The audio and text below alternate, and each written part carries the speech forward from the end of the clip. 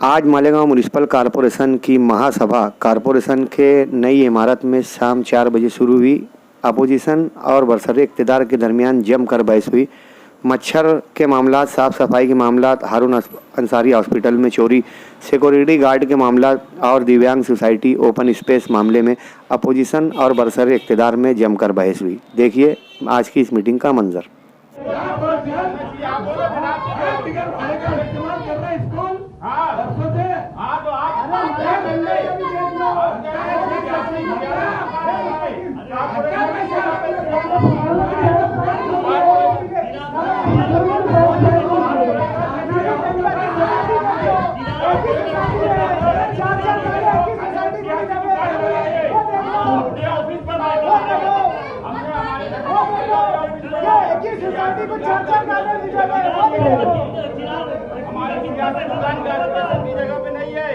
आपकी सियासी दुकान कारपोरेशन की जगह पर है। हमारी स्कूल है, स्कूल जो प्रॉपर्टी है ये भी है।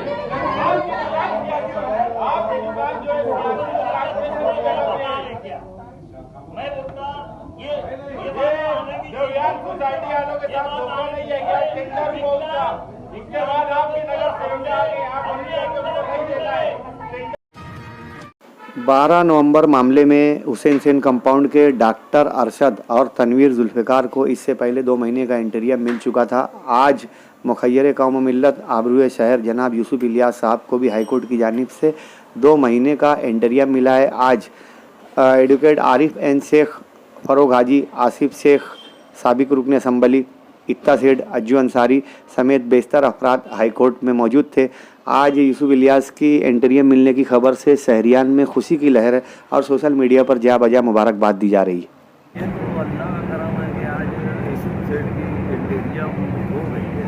मैं इसमें हमारे आसिफ भाई का शुक्रिया अदा करता हूँ कि उन्होंने हमारी बहुत हेल्प की है और हमारे महिंदर वकील साहब, हमारे आरिफ वकील साहब, इन लोगों ने बहुत मेहनत की है।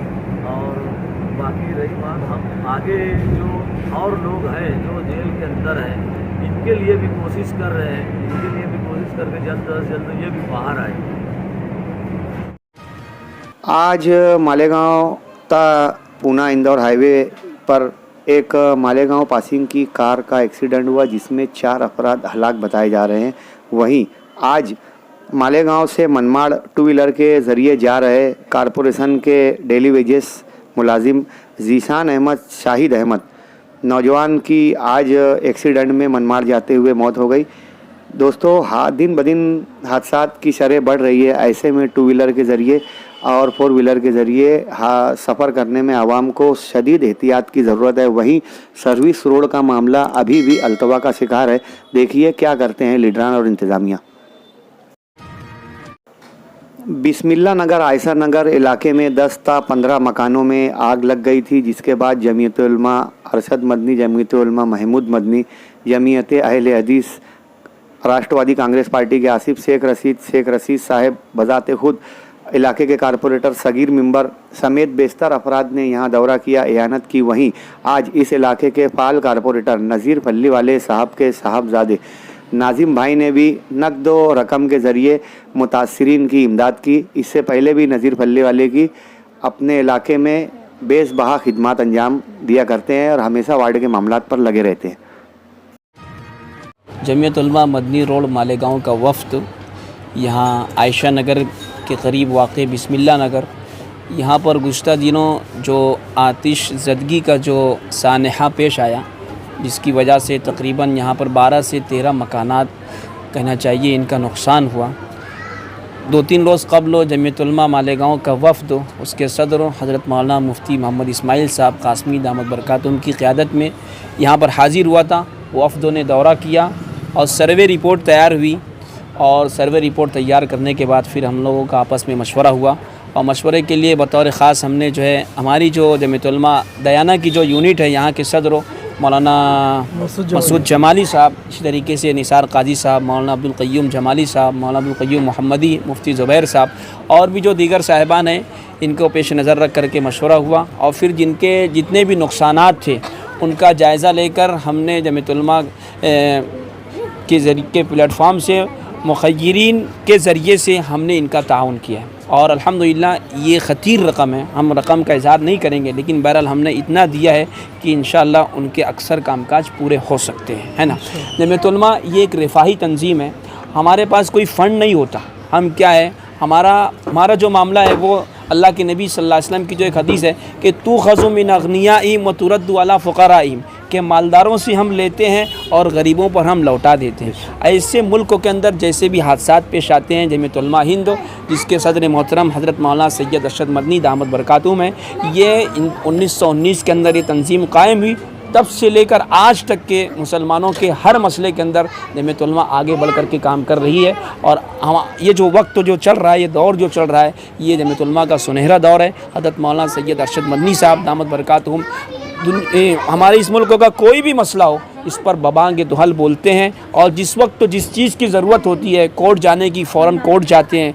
मुसलमानों की माली एआनत की ज़रूरत होती है, माली एआनत करते हैं। रहनुमाई की ज़रूरत होती है, बराबर रहनुमाई की जा रही है। और अल्हम्दुलिल्लाह हमारे शहर के अंदर भी बहुत फ़आलियत के साथ जमीयतुल उलमा बंदी रोड कामकाज कर रही है। आज इस मौके पर हम लोग यहाँ पर आए थे, हम लोगों ने अल्हम्दुलिल्लाह अपनी तरफ से जो भी हो सकता था हमने बेसात भर कोशिश की है। हम दुआ करते हैं अल्लाह रब्बुल इज़्ज़त इन उजले हुए मकानात, जिनके मकानात उजले हुए हैं, अल्लाह इनके घरों को दोबारा बसा दे और ऐसा सानहा ना पेश आए। हम इसके लिए भी दुआ कर दें कि अल्लाह पाक तमाम उम्मत मुस्लिमा को आफ़ियत अता फरमाए।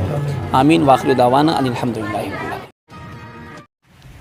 परसों के रोज़ यह आदमी हमको शिवाजी पुतले के पास मुर्दा हालत के अंदर मिला हुआ पड़ा था।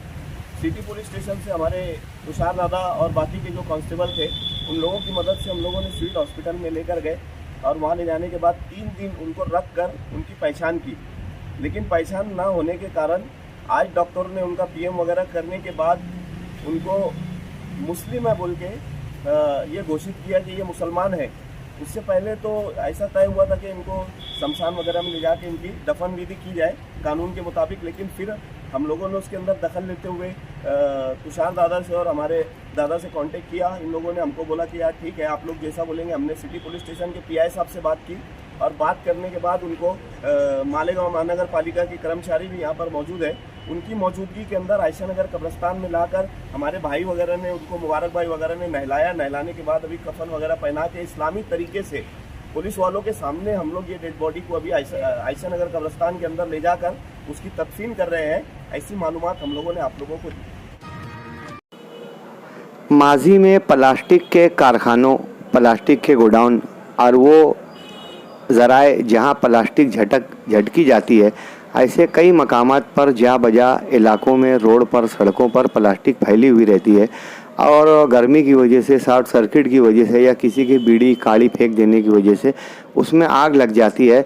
प्लास्टिक के इन अशिया के जलने के अलावा अतराफ के कारखानों को, रिहायशी अफराद को, साकनीन को भी हमेशा तकलीफ़ का सामना होता है। आज दरेगांव इलाके में भी प्लास्टिक के एक ढेर में आग लगी, जिसकी वजह से आमीन फारूक का कारखाना मुतासिर होते होते रह गया। सवाल ये पैदा होता है कि जब इस इलाके में एनजीटी की वजह से प्लास्टिक के कारखाने और उस जैसी सारी एक्टिविटीज़ बंद है, तो फिर शहर में ये कारोबार क्यों?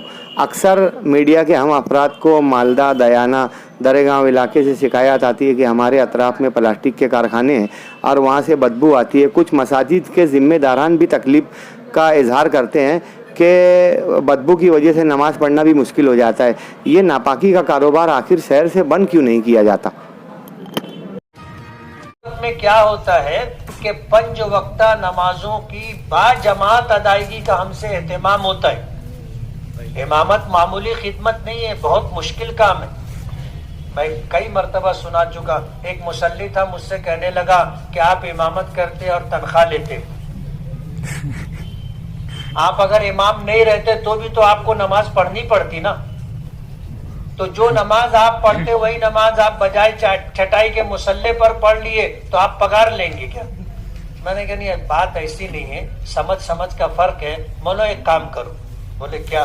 मैंने कहा तुम महीने भर 5 वक्त की नमाज हमारे मुअज्जिन साहब के बाजू में पहली सफ में पढ़ो, जो पगार मिलेगी वो तुम ले लेना, जो तनख्वाह मिलेगी वो तुम ले लेना। अब गुफ्तगू के बाद पहली नमाज में वो था मुअज्जिन के बाजू, मैं भी उसको ऐसे घूम के देखा। दूसरी नमाज में 2-4 लोगों के बाद था, मैं उसको देखा ना तो वो सर उठा ही नहीं रहा था नीचे से। तीसरी नमाज में पहली सब के आखिर में था और चौथी नमाज में नहीं था पहली सब में।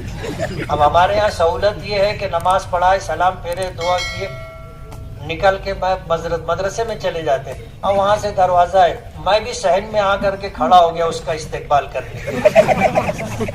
वो आया, बोले बहुत मुश्किल काम है मुफ्ती साहब, मैं गोल्डन नगर में रहूं, या ऐसा ही मौके मालूम पड़ा, मैं भागत आओ, पहली सब भर गई। और अब तोरा कहा बोलना, बोले कम पगार दे।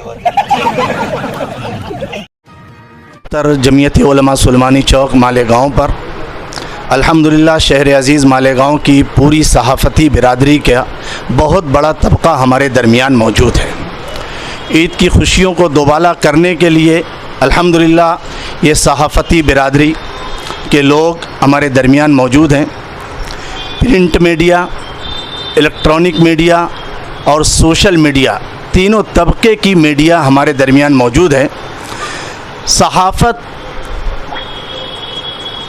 किसे कहते हैं उस पर दो जुमला मैं बोलना चाहता हूँ कि सहाफ़त नाम है बेलाग तबसरे, बेबाक ख़बरें, दिलचस्प बातें और सच्ची पक्की बातों को मिनवान और बर वक्त नश्र करना, आम करना, इसको कहते हैं सहाफ़त।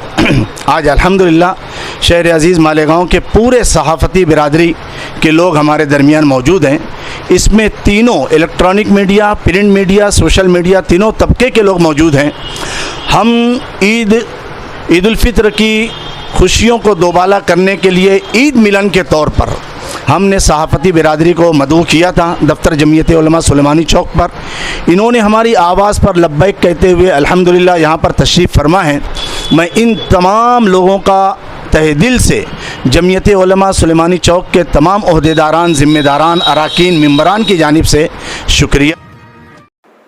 महाराष्ट्र में जलगांव में सबसे ज़्यादा गर्मी, उसके बाद मालेगांव शहर में आज 40 डिग्री सेल्सियस मालेगांव में दूसरी गर्मी रिकॉर्ड दर्ज की गई। आज शहर की तमाम सड़कें धूप की वजह से, शदीद धूप की वजह से खाली रही। वहीं बेशतर अफराद को लू लग जाने की शिकायत भी सामने आई। शहरियान को चाहिए कि बिला ज़रूरत धूप में ना निकले, सर्द ग़िज़ाओं, सर्द अशिया, मशरूबात का एहतमाम करते हुए ज़्यादा से ज़्यादा पानी का इस्तेमाल करें ताकि पानी जिस्म में कम होने से हम लोग गर्मी के अताप से बच सकें।